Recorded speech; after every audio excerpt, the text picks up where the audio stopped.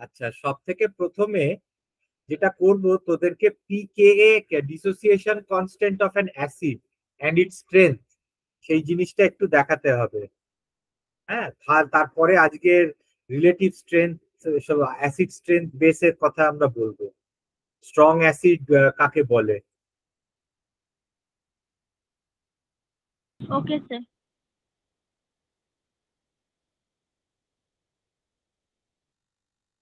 Acid strength and dissociation constant. আচ্ছা, এইটাতে এই রিয়াকশনটাকে দেখ।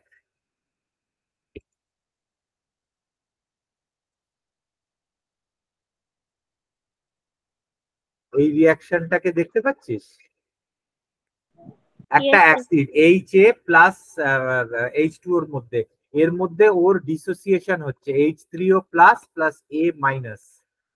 হ্যাঁ, এইচ থ্রি ও প্লাস কে equivalent two,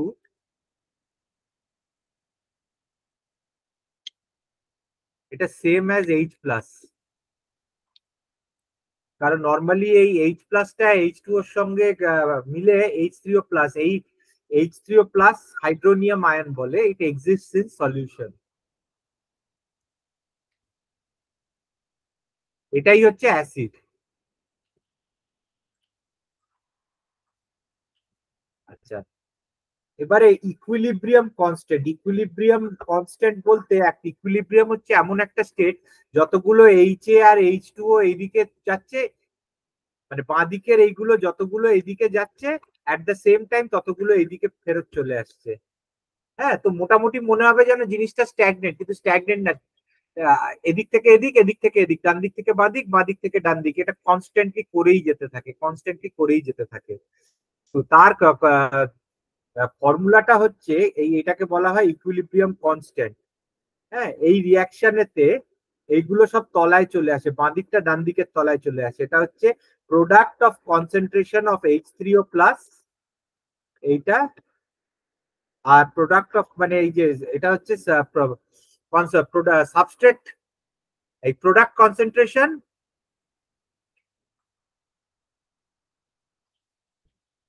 product concentration divided by substrate concentration.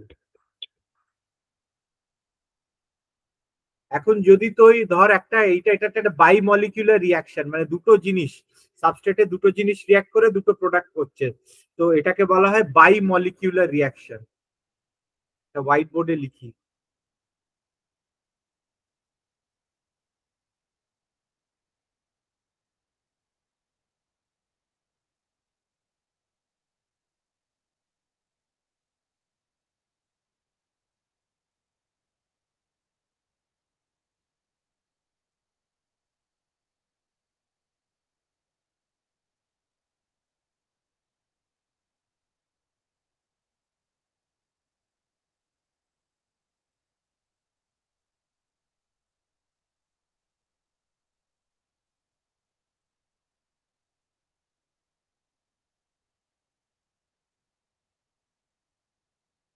এটা খুলছে, দাঁড়া।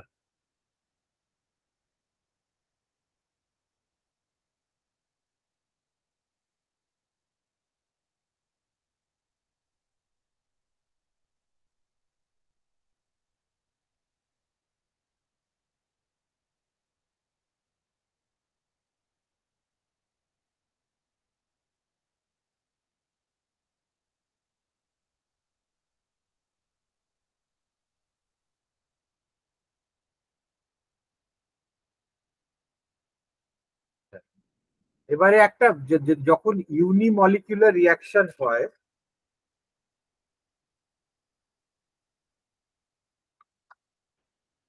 দিচ্ছে না কেন?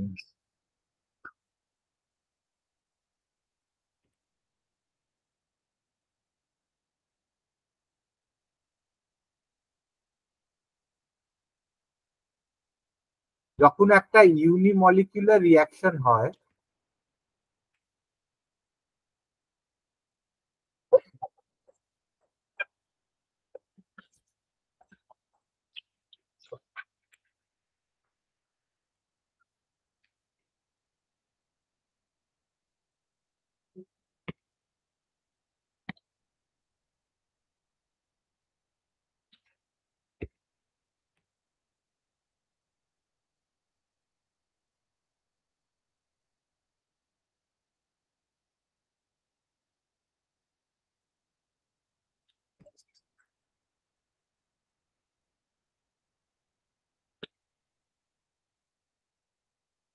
এক সেকেন্ড দাঁড়া, কি একটা হচ্ছে, দেরি করে আসছে একটু।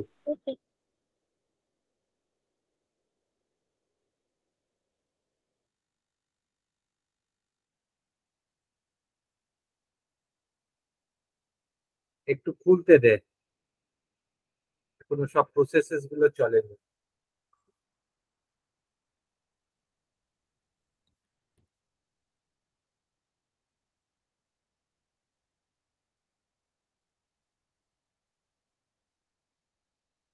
কি আপডেট চলছে কোনো না?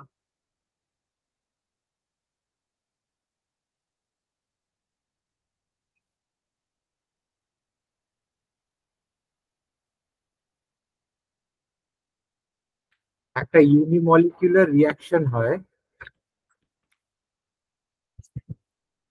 তখন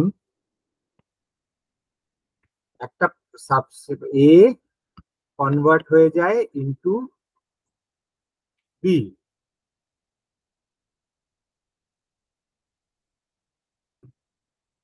হ্যাঁ, এইটা হচ্ছে সাবস্ট্রেট,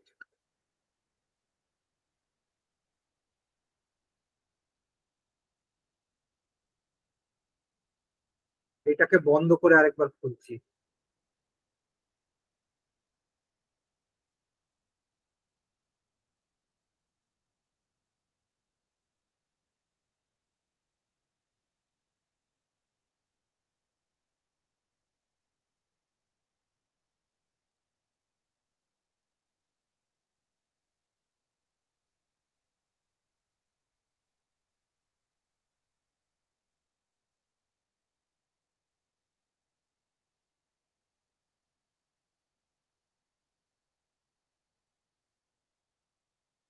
আচ্ছা, এবারে বলছি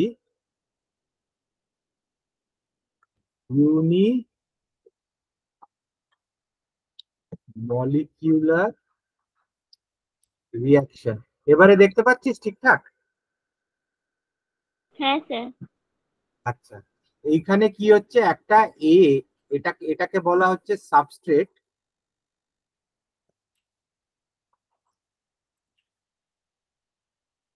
ইট is getting converted into B. Beta হচ্ছে একটা প্রোডাক্ট।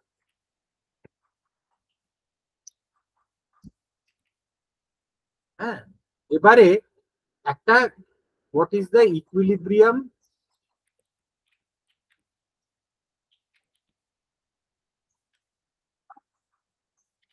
কনস্ট্যান্টটা হচ্ছে concentration of B by concentration of A. এই ভ্যালুটাকে বলা হচ্ছে কে। ঠিক আছে, তুমি আবার এটার একটা রিভার্সেবল এই ব্যাপারটা হয়। So at equilibrium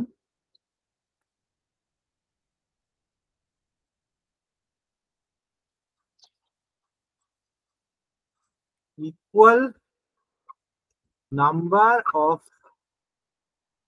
A will get converted to B and vice versa. Equal number of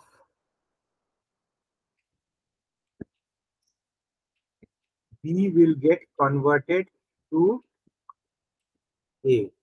এটা হচ্ছে ইকুয়াল, এটা ইউনিমলিকুলার রিয়াকশন। এবারে আমরা বাইমলিকুলার রিয়াকশনেতে কি হবে?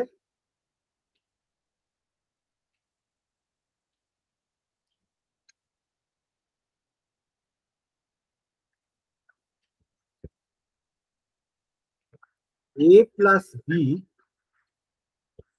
তৈরি করছে সি প্লাস ডি। এবারে এর কেটা হবে একটু অন্য হবে, concentration of C into concentration of D. এরা হচ্ছে products, product of product concentration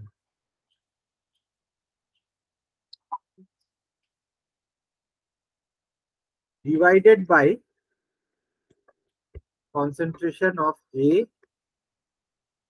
by into concentration of B, এটা হচ্ছে কে। ঠিক আছে, এটাকে অনেকে বলে ইকুইলিব্রিয়াম কনস্ট্যান্ট। তো এই জিনিসটা আমরা এই রিয়াকশনটাতে দেখছি, H A plus H two O, তাহলে এই যে কেটা আসছে, স্যার আমি পেজটা রিটার্ন করব। এটা হ্যাঁ স্যার।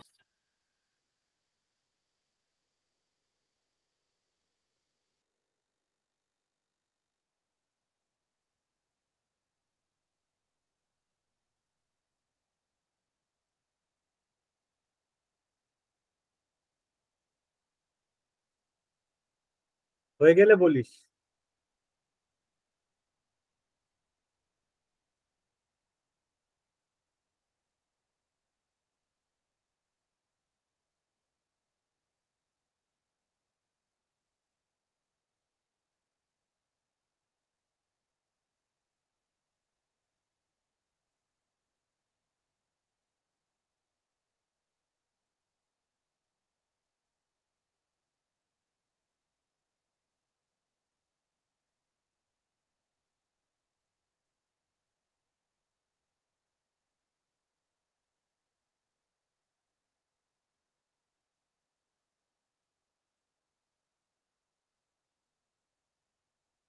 স্যার এটা কি লিখেছেন, প্রোডাক্ট অফ, প্রোডাক্ট কি? কনসেন্ট্রেশন। আচ্ছা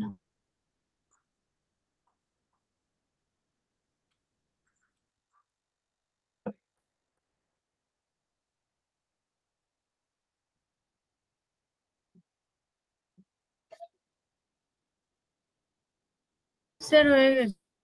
আচ্ছা, তো ওই জিনিসটাকেই, এই যে ডিসোসিয়েশনটা হচ্ছে, ইকুইলিব্রিয়াম কনস্ট্যান্টটা হচ্ছে এইটা।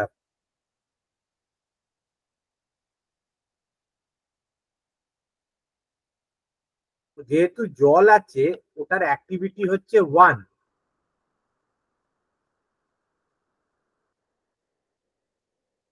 এই এইচ থ্রি ও প্লাসটাকে এইচ প্লাস হিসেবে লেখা হচ্ছে।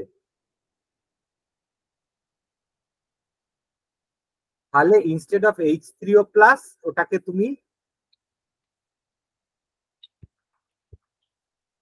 প্লাসের জায়গায় সিম্পলিসিটির জন্য ওটাকে তুমি এইচ প্লাস লিখছো। আচ্ছা, তা এটা এটা কি, আরেকটা জিনিস এখানে লিখে দিচ্ছি। এটা যদি একটা অ্যাসিডের রিয়াকশন হয়, H A plus H two O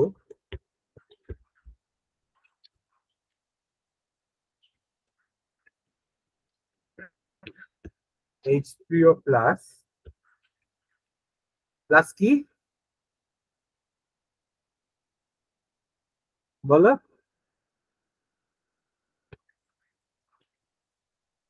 A minus, ঠিক লিখেছি? Yes, sir.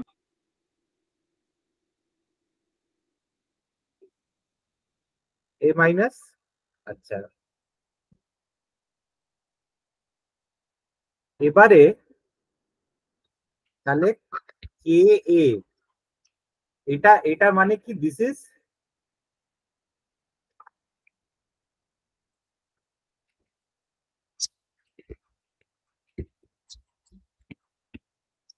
একটা ডিসোসিয়েশন হচ্ছে এই ফরওয়ার্ড রিয়াকশন এতে,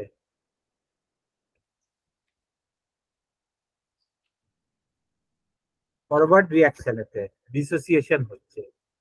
তাহলে সেইটাকে কে এটাকে বলা হয়, এটাকে বলা হচ্ছে equilibrium dissociation constant.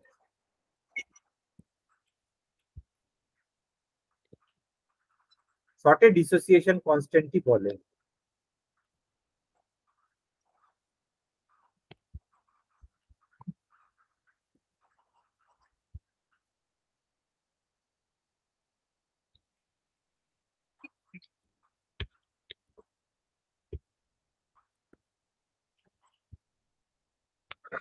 Divided by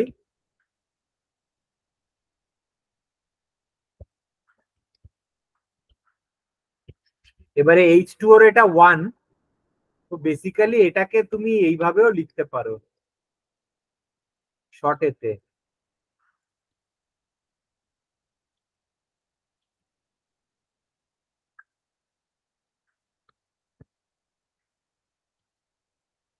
ঠিক আছে, আর এইটাকে is equivalent to H plus।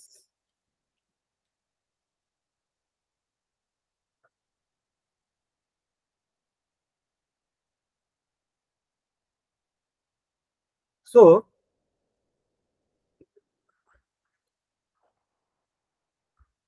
more the H plus concentration,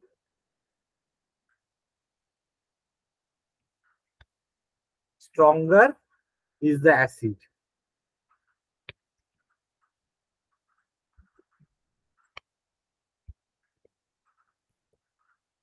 তার মানে এইটা যত বেশি হবে অ্যাসিডটা stronger.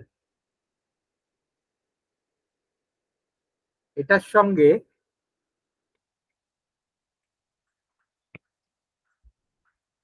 greater the Ka,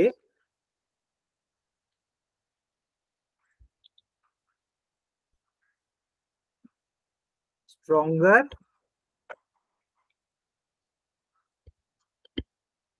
the acid।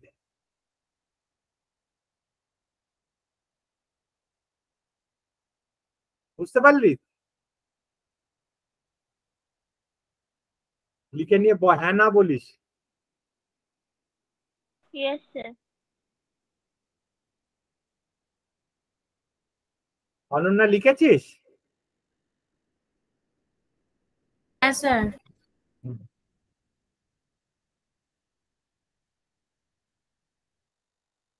এবারে আমরা দেখি এই চার্টটাতে। আচ্ছা, আরেকটা জিনিস যেটা এখানে করা হয়নি,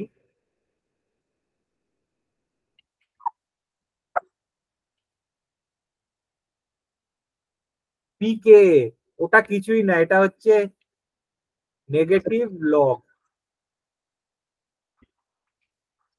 অফ কে। ঠিক আছে, তো তার মানে পিকে কি কোনো সলিউশন মানে কোনো ক্যালকুলেশন আসতে পারে এক্সামে? মনে হয় না, কিন্তু জিনিসটা না জানলে স্ট্রেংথ অফ অ্যাসিড আর বেসটা পড়াটা মুশকিল। তার মানে এটা ঠিক উল্টোটা হবে, এ যত বেশি তত বেশি তত স্ট্রং অ্যাসিড, কিন্তু এবারে lower the pK value stronger acid.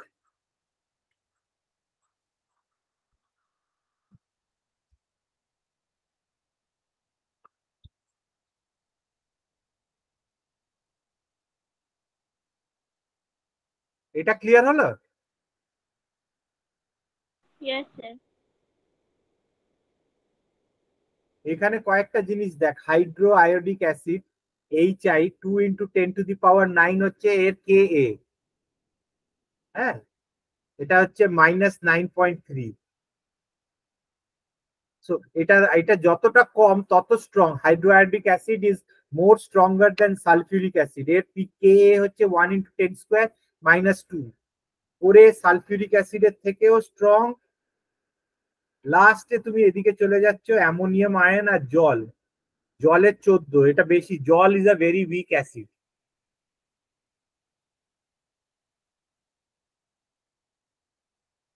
আর অ্যামোনিয়া একেবারেই কম, 35, জলের থেকেও, মানে বেস বেসিক্যালি ওটা। আর ঠিক তার উল্টোটা হচ্ছে কেবি, এটা যা হবে ঠিক তার উল্টোটা হয়ে যাচ্ছে কেবি। এটা হচ্ছে স্ট্রেংথ অফ বেসেস, যা অ্যাসিড হচ্ছে তার উল্টোটা বেস। আচ্ছা, এই মেইন জিনিসটা হয়ে গেল। এরপরে আমরা যেটাতে যাব সেটা হচ্ছে ফ্যাক্টরস দ্যাট কন্ট্রোল এটাকে বন্ধই করে দিই।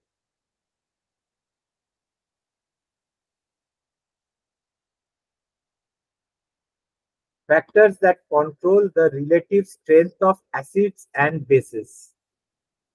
চারটে জিনিস বলছে। একটা হচ্ছে the polarity of the XH bond,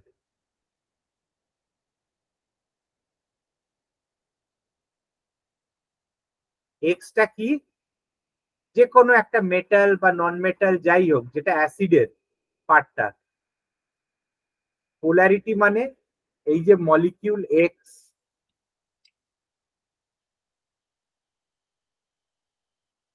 আর এখানে মলিকিউল এইচ থাকে, এটা যদি খুব ইলেকট্রোনেগেটিভ থাকে এ কি করবে, ইলেকট্রনটাকে এক্স এর দিকে থেকে যাবে, এটা এক্স এর দিকে টেনে দেবে, ওটা ডেল মাইনাস হয়ে যাবে আর এই জায়গাটা ডেল প্লাস হয়ে যাবে।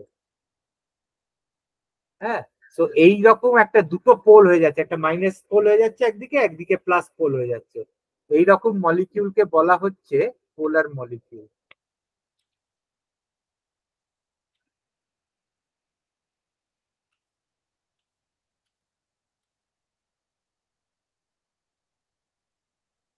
তো এই যে বন্ডটার আছে পোলারিটি অফ দ্য, এইটা চেষ্টা করছে পোলারিটি অফ দ্য, এটা হচ্ছে যত ইলেকট্রন এক্স এর দিকে যাবে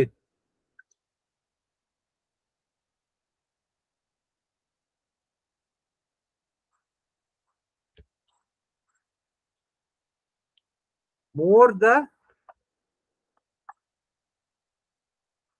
electron moves towards x,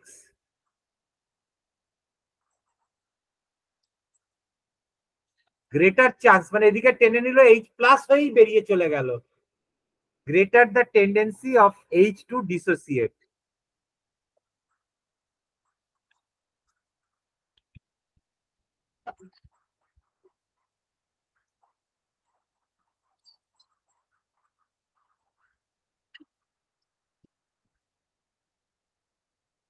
H plus to dissociate.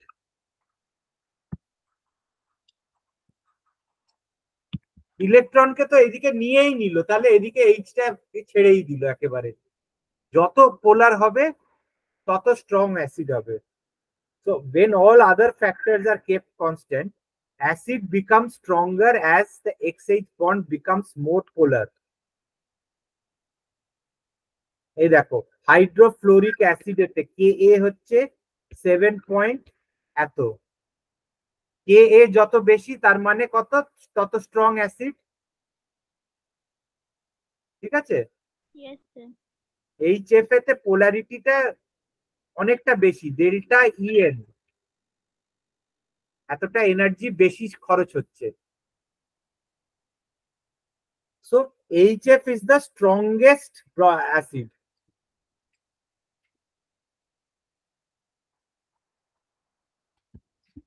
R CH4 হচ্ছে weakest.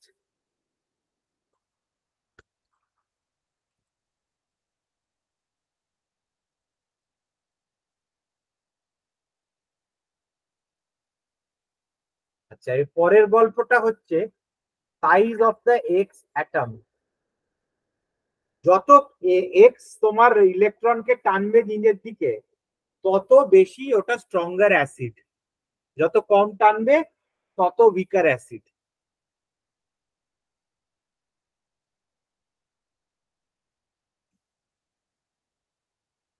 Size of the X অ্যাটমটা কত বড় হবে, প্রথমে ভাববে that HF, HCl, HBr and HI would become weaker acids as we go down the column.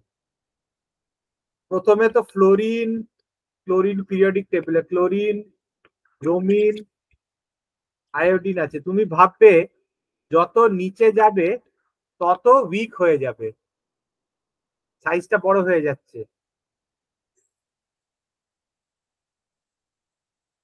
because the XH bond becomes less polar. কিন্তু experimentally দেখা গেছে অপোজিট, যত নিচে যাবে তত বেশি এটার ইয়ে বেড়ে যাবে,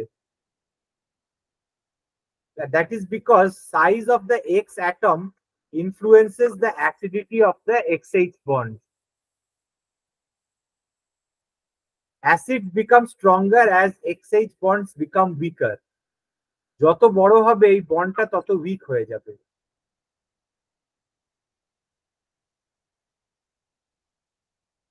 সো দেখা গেছে যে এইটাই হচ্ছে সব থেকে স্ট্রংগেস্ট অ্যাসিড।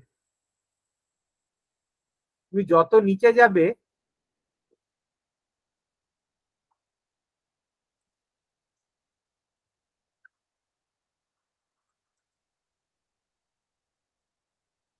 তত স্ট্রঙ্গার, যত বড় তত বেশি জোর টানবে ইলেকট্রনকে, এটা বলার চেষ্টা করছে। এই এইচ বন্ডটা আরো দুর্বল হয়ে যাবে, যত নিজের দিকে টেনে নেবে বন্ড ততই দুর্বল হয়ে যাবে। স্ট্রংগেস্টটা কি বল, স্ট্রংগেস্ট বন্ড কোনটা? Covalent bond. দুজনেই সেই ইকুয়ালি শেয়ার করে বসে রয়েছে।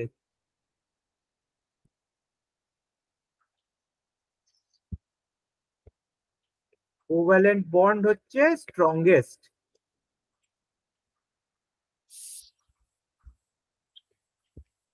কারণ ইকুয়াল শেয়ারিং অফ অরবিটালস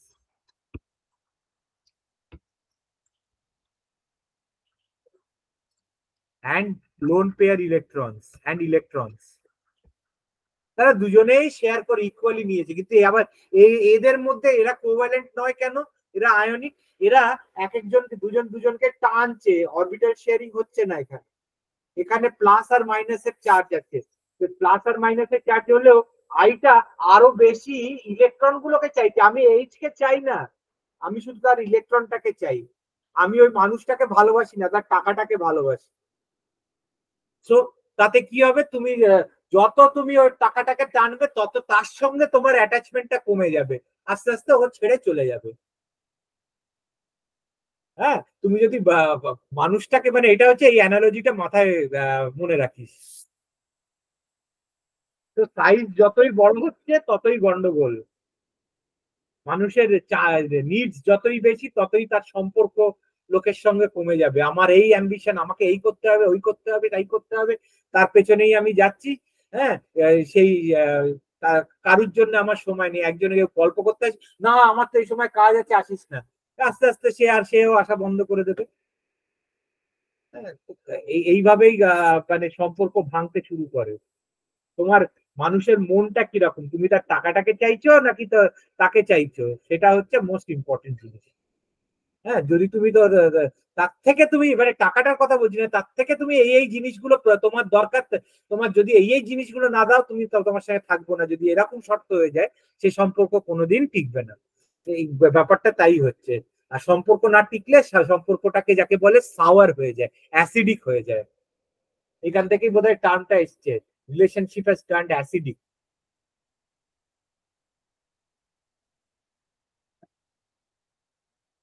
আচ্ছা, এবারে charge on the acid or base, পরের গল্পটা। হ্যাঁ বল। স্যার তাহলে এইচএফ আর এইচআই এর মধ্যে সবচেয়ে ভালো অ্যাসিড তাহলে এইচআই হবে। এইচআই। Okay sir. আই সব থেকে বড়, পিরিয়ডিক টেবিলে সব থেকে তলায়। হ্যাঁ স্যার। সে আরো বেশি জোর টেনে নিচ্ছে, তার মানে অ্যাসিড মানে কি, যে যত তাড়াতাড়ি তাকে বের করে দিচ্ছে এইচ প্লাস কে। ইলেকট্রনটা আমি গপাগপ খেয়ে এইচ প্লাস কে ছেড়ে দিচ্ছি, ওর থেকে যা নেওয়ার নিয়ে আমি তাকে বিদায় করে দিচ্ছি। Yes sir. এরকম আমার প্রচুর স্টুডেন্ট আমার থেকে অনেক কিছু পড়াশোনা করে, খুব করে, আর তারপরে আর আমাকে ভুলেও যায়, ফোনও করে না, আমার সঙ্গে কন্ট্যাক্টও রাখে না। প্রচুর আছে, দু একজন রাখে। তারপরে তারা বিয়ে খাওয়াও করে, আমাকে ডাকেও না, জানায়ও না, ফেসবুকে জানতে পারি আমি। বেশিরভাগ হচ্ছে এরকম মানুষের মানে জিনিসটা এরকম। আমারই কলেজের একটা টিচার, সে আমার স্টুডেন্ট ছিল। হ্যাঁ, সে বিয়ে থাওয়া করলো, আমাকে জানালোই না, আর আমার সঙ্গে রোজ দেখা হয় ক্লাসের মধ্যে, ডিপার্টমেন্টে। এই হচ্ছে জগৎ। আচ্ছা, স্যার ইনঅর্গানিক কেমিস্ট্রি মনে হচ্ছে পুরোটাই লাইফ নিয়ে রিলেটেড। ব্যাপারটা আমি আমি হঠাৎ আমার মাথায় এলো, এই জন্যই কি রিলেশনকে বলে যে অ্যাসিড হয়ে যাচ্ছে, সাওয়ার হয়ে যাচ্ছে? আমার হঠাৎ মাথায় এলো তাই জন্য। হ্যাঁ স্যার। তবে অত সব ভাবতে নেই, ভালো লোকও আছে পৃথিবীতে। স্যার এক্সাম্পলের জন্য এটা ভালো। মনে রাখার জন্য এক্সাম্পলটা পরীক্ষার খাতায় আবার লিখিস না এইসব। হ্যাঁ স্যার।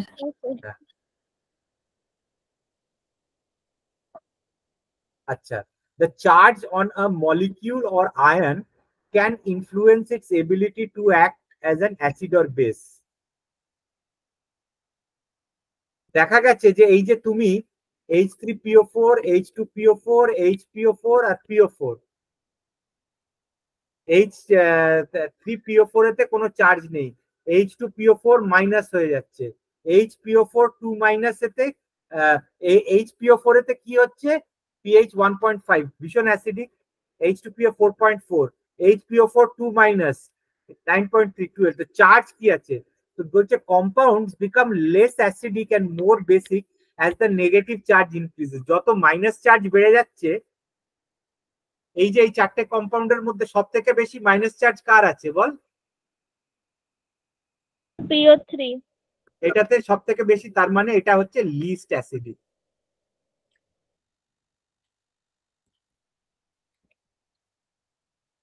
and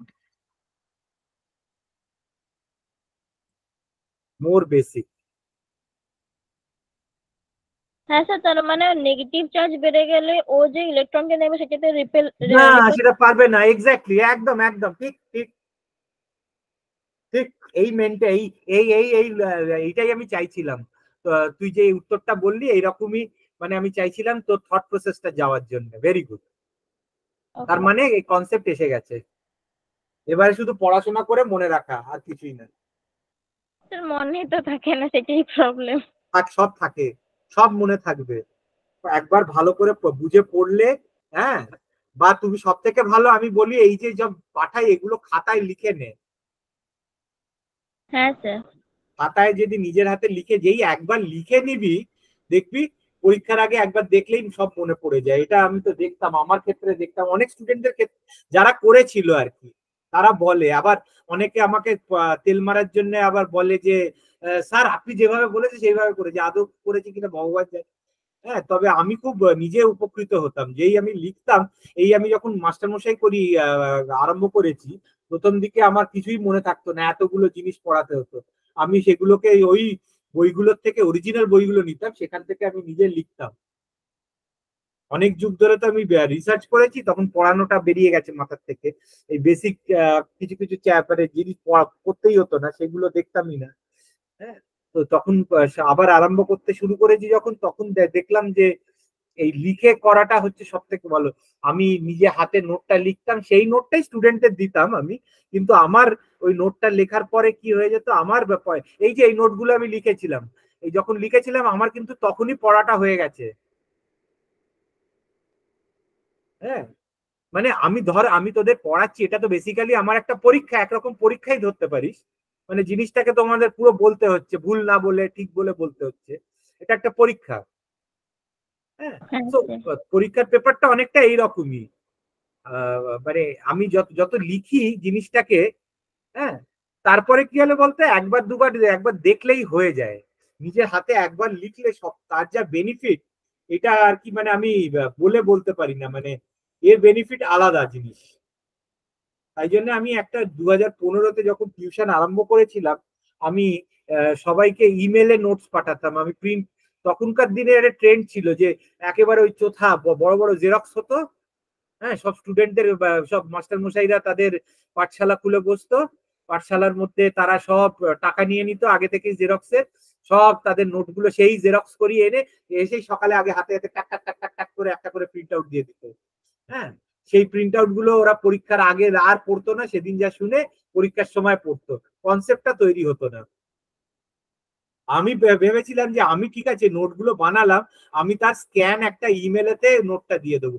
আমি বললাম তোমরা মোবাইল দেখে কম্পিউটার দেখে এই জিনিসটা খাতায় লেখো, তখনই পড়াটা হয়ে যাবে। আরে আমার 50% স্টুডেন্টই ছেড়ে দিল। হ্যাঁ, তো মানে তখন টাকা পয়সার প্রচন্ড প্রয়োজন ছিল, স্টুডেন্টের স্যালারিতে খুব তখন প্রয়োজন ছিল আমার। হ্যাঁ, তো তখন ওটার উপরে আমার চলতো সংসার অনেকটা।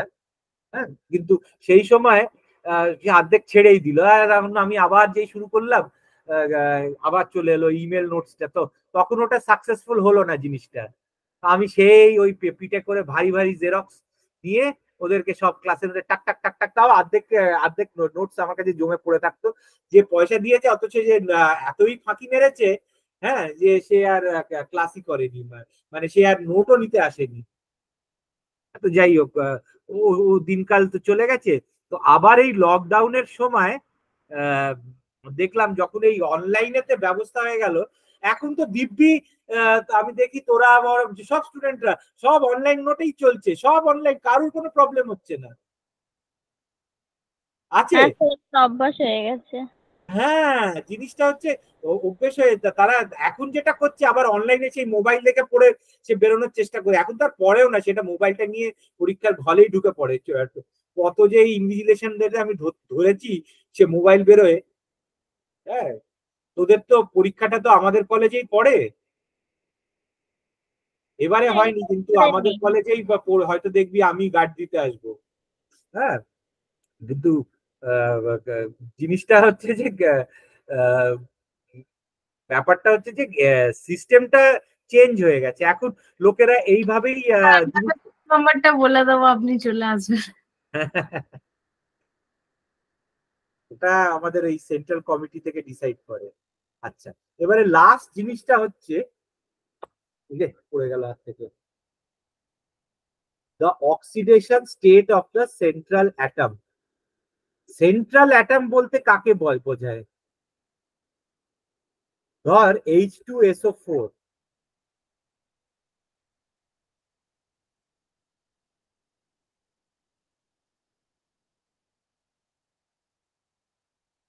H2SO4 is a much stronger acid than H2SO3, and HNO3 is a much stronger acid than HNO3. তার মানে অক্সিডেশন স্টেট মানে হচ্ছে মোর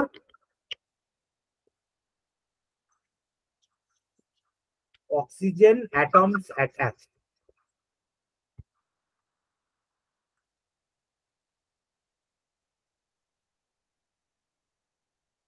HOClO যেটা রয়েছে আর HOClO2, এটার মধ্যে এটার অক্সিডেশন স্টেটটা, উপরে করুন ওই লাইনটা। হ্যাঁ, কোনটাতে মোর অক্সিডেট, HOCl না HOClO? স্যার ওটা নয়, আর একটা ছিল না একটা line, H2SO4 is a must। হ্যাঁ হ্যাঁ ওটাই। হ্যাঁ, H2SO4 এতে বেশি অক্সিজেন আছে না এই H2SO3 তে বেশি অক্সিজেন আছে?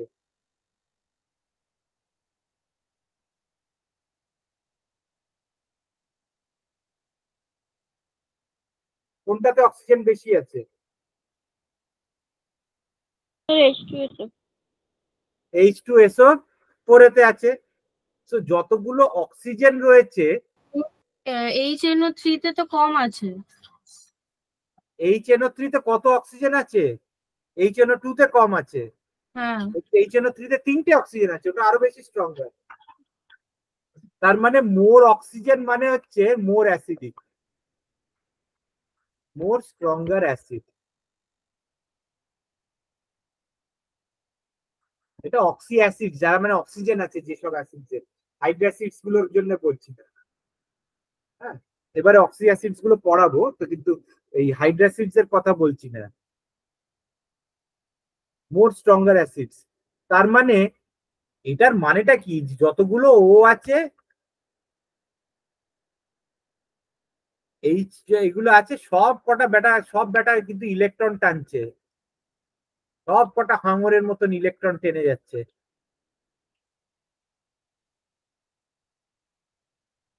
তার মানে কি হচ্ছে, যত ইলেকট্রন টেনে যাচ্ছে তত এইচ কে ছেড়ে দেবে তো।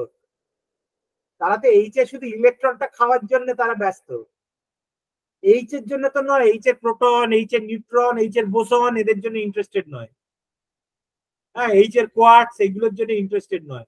আবার কোয়ান্টাম লেভেল তো আবার ওর ভেতরে এইসব মলিকুলের আরো ভেতরে গিয়ে দেখা গেল ওরে বাবা, এ তো পুরোটাই একটা ওয়েভ, ইট ইজ নট একটা পার্টিকেলই খুঁজে পাওয়া যাচ্ছে না, এটা তো পুরো ওয়েভ।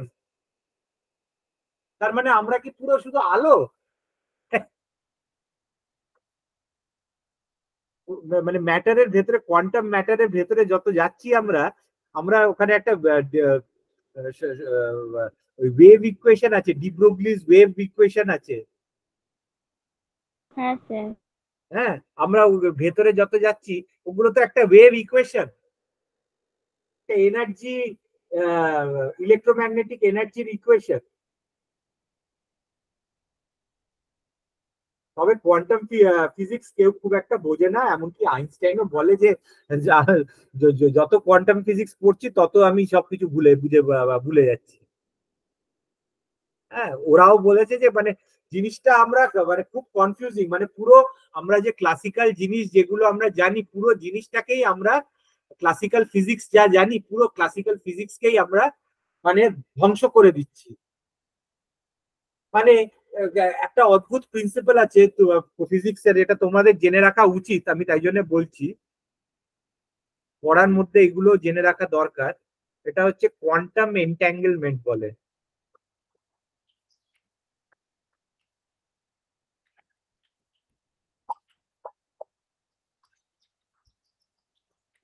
একটা মলিকিউলে তুমি জানো অরবিটালের মধ্যে একটা স্পিন, একটা এইদিকে স্পিন থাকে, আরেকটা ইলেকট্রনের এইদিকে স্পিন থাকে, ঠিক আছে? এটা পড়েছিলিস তো? হ্যাঁ স্যার। ব্রুকহাউস প্রিন্সিপালেতে দুটো স্পিন থাকে।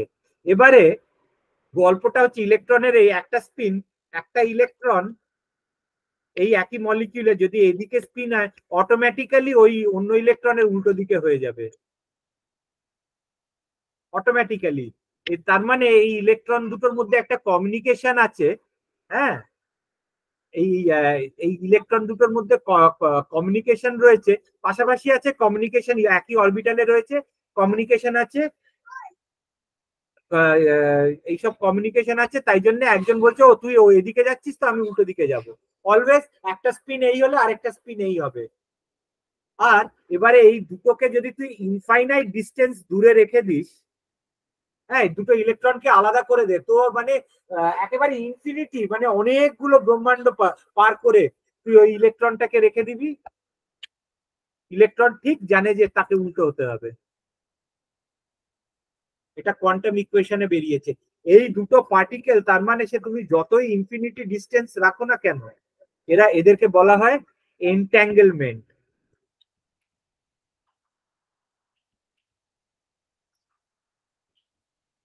এবারে ওরা এই কোয়ান্টাম এন্ট্যাঙ্গেলমেন্ট প্রপার্টি নিয়ে ফিজিক্সটা চেষ্টা করছে ইনফাইনাইট ডিস্টেন্সে কমিউনিকেশন যদি করা যায়।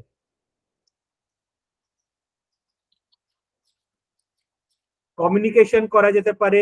তারপরে আমাদের সব ডেটা এনক্রিপশন হচ্ছে এই কোয়ান্টাম সিগনেচার। হ্যাঁ, এগুলোর একটা কোয়ান্টাম এনক্রিপশনও হচ্ছে, সেই এইগুলো করা হচ্ছে, এই জিনিসটাকে বলা হচ্ছে কোয়ান্টাম এন্ট্যাঙ্গেলমেন্ট। আচ্ছা, এটা অতটা বোঝার দরকার, কিন্তু জিনিসটা খুব ইন্টারেস্টিং। আমাদের যতই কোয়ান্টামেতে তুমি যাবে জিনিসটা ততই, এই যে আমাদের অ্যাসিড বেস কনসেপ্ট সবই কিন্তু অন দ্য ভোগ অফ মা। Okay sir. আমার খুব কোয়ান্টাম এটা নিয়ে পরবর্তীকালে যদি বয়স থাকে আমি একটু রিসার্চ করব থিওরিটিক্যাল ফিজিক্স নিয়ে। এখন আপাতত এইসব নিয়েই থাকি, আমার বায়োলজি নিয়েই থাকি, জিন সিকোয়েন্সিং, এই বায়োকেমিস্ট্রি এসব নিয়েই থাকি। হ্যাঁ স্যার। হ্যাঁ, ইঁদুর কাটা, বাঁদর কাটা এইসব করি। তো যত বেশি অক্সিজেন তত বেশি তার অ্যাসিডিটি। ঠিক আছে, এটা ক্লিয়ার? Yes sir. ঠিক আছে, আজকে এখানে অবধি থাকুক। হাই হাই মানে অনেকটা বেশি হয়ে গেছে, একদিনে বেশি করলে চাপ হয়ে যাবে। আবার একটা এই সপ্তাহে আরেকটা দিন করতে হবে। থার্সডে কি অবস্থা তোদের? Thursday sir Thursday Thursday computer আছে তোর, কি করিস তো বলতো কম্পিউটারেতে? তুই কি শিখিস? স্যার ডিপ্লোমা, এখন ট্যালি আচ্ছা, হচ্ছে। কি পড়াচ্ছে? ট্যালি। ট্যালি? হ্যাঁ, কোনো মানে প্রোগ্রামিং শিখছিস না? প্রোগ্রামিং বলতে সি প্লাস, তারপরে সি প্লাস ডক, শিখছিস? মানে সি প্লাস আর ট্যালির মধ্যে অপশনাল আছে, তো আমার ট্যালিটাই সোজা লেগেছে, তাই ট্যালিটাই এখন শিখছি। আর পুরো মানে এটা ডিপ্লোমা। ট্যালির কাজটা হচ্ছে তো তোর ওগুলো তো অ্যাকাউন্টিং এর সফটওয়্যার ওগুলো। হ্যাঁ, কিন্তু শিখে রাখছি, মানে কোয়ালিফাই। পাইথনটা শেখ না, এখন সি প্লাস শিখেও কোনো লাভ নেই। স্যার কিন্তু এই কোর্সের মধ্যে পাইথন নেই, ট্যালি আছে আর সি প্লাস আছে, ডক্স আছে, পাওয়ার পয়েন্ট, এক্সেল, ওয়ার্ড, ব্যাস। এক্সেল শিখে নে। স্যার এক্সেল হয়ে গেছে শেখা। হ্যাঁ, এক্সেলটা খুব কাজে লাগে। পাওয়ার পয়েন্ট, হ্যাঁ এগুলো লাগবে পরে। কিন্তু পাওয়ার পয়েন্ট মোটামুটি মানে জানাই আছে, পাওয়ার পয়েন্ট, ওয়ার্ড, এক্সেল। হ্যাঁ এগুলো জানা, এক্সেলটা শেখা। ট্যালিটা কোনো লাভ হবে না, ট্যালি সফটওয়্যারটা মানে তুই শিখে রাখবি আবার ভুলেও যাবি, বুঝলি তো? হ্যাঁ, মানে ওটা না আমাদের জন্য ঠিক না, কিন্তু যারা অ্যাকাউন্টিং বা বিজনেস হ্যাঁ, কমার্স যারা পড়ছে তাদের জন্য ট্যালিটা ইম্পর্টেন্ট, তাই জন্য বলছি ট্যালির থেকে ডসটা শিখে নিতে পারতিস। অবশ্য ডস এখন ব্যাকডেটেড হয়ে গেছে।